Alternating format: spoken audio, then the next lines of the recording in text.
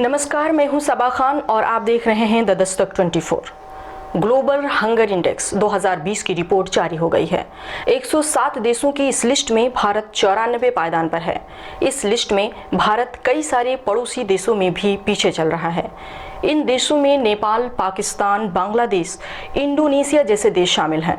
Report के मुताबिक 27.2 के स्कोर के साथ भारत भूख के मामले में गंभीर स्थिति में है। दरअसल जहां तक भूखमरी और कुपोषण का सवाल है, हिंदुस्तान अपने कदरन छोटे पड़ोसी मुल्कों नेपाल, बांग्लादेश और पाकिस्तान से भी पिछड़ा हुआ है। 107 मुल्कों की सूची में भारत 94 स्थान पर है। रिपोर्ट के मुताबिक भारत भूखमरी के ऐसे स्तर से जूझ रहा है जिसे गंभीर माना जाता है। ग्लोबल हंगर इंडेक्स में वर्ष 2014 में 55वें स्थान पर मौजूद रहा। भारत 2019 में 102वें स्थान पर आ गया था। हालांकि सूची में दर्ज किए गए मुल्कों की तादाद हर साल घटती बढ़ती रही है। वर्ष 2014 में भारत 76 मुल्कों की फेहरिस्त में 55वें पायदान पर था। वर्ष 2017 में बनी 119 मुल्कों की फेहरिस्त में उसे 100वां पायदान हासिल हुआ था और वर्ष 2018 में वो 119 देशों की सूची में 103वें स्थान पर रहा। रिपोर्ट में कहा गया है कि 5 साल से कम उम्र के बच्चों की मृत्यु दर 3.7% थी। इसके अलावा ऐसे बच्चों की दर 37.4 थी जो कुपोषण के कारण नहीं बढ़ पाते।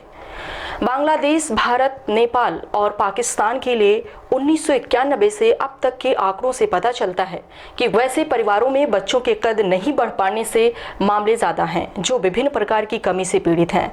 इनमें पौष्टिक भोजन की कमी, मातृ शिक्षा का निम्न स्तर और गरीबी आदि शामिल है। इस अवधि के दौरान भारत में 5 साल से कम उम्र के बच्चों की मृत्यु दर में कमी दर्ज की गई। रिपोर्ट में कहा गया है कि समय से पहले जन्म और कम वजन के कारण बच्चों की मृत्यु दर विशेष रूप से गरीब राज्यों और ग्रामीण क्षेत्रों में बढ़ी है। विशेषज्ञों का मानना है कि खराब क्रियान्वयन प्रक्रिया, प्रभावी निगरानी की कमी और कुपोषण से निपटने के लिए दृष्टिकोण में समन्वय का अभाव अक्सर खराब पोषण सूचकांकों का कारण होते हैं। अंतर्राष्ट्रीय खाद्य नीति शोध संस्थान नई दिल्ली में वरिष्ठ शोधकर्ता पूर्णिमा मेनन ने कहा है कि भारत की रैंकिंग में समग्र परिवर्तन के लिए उत्तर प्रदेश, बिहार और मध्य प्रदेश जैसे बड़े राज्यों के प्रदर्शन में सुधार की गहन आवश्यकता है। कौन जारी करता है ये रिपोर्ट, एक बार देख लेते हैं। साल 2006 से यह रिपोर्ट प्रकाशित होना शुरू हुई थी। शुरू में अमेरिका का IFPRI और जर्मनी की एक संस्था इसके लिए एक साथ आई। साल 2007 में आयरलैंड का कंसर्न वर्ल्ड वाइड भी इसमें जुड़ गया। साल 2018 में IFPRI इससे अलग हो गया।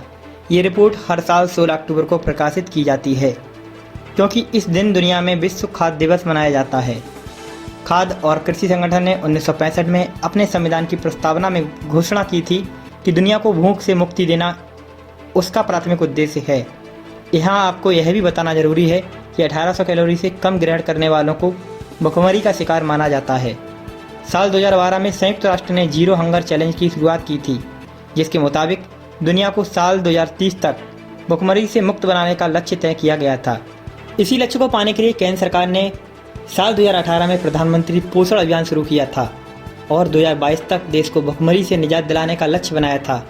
लेकिन संयुक्त राष्ट्र के आंकड़े बताते हैं कि भारत में दुनिया के करीब 27% कुपोषित लोग रहते हैं।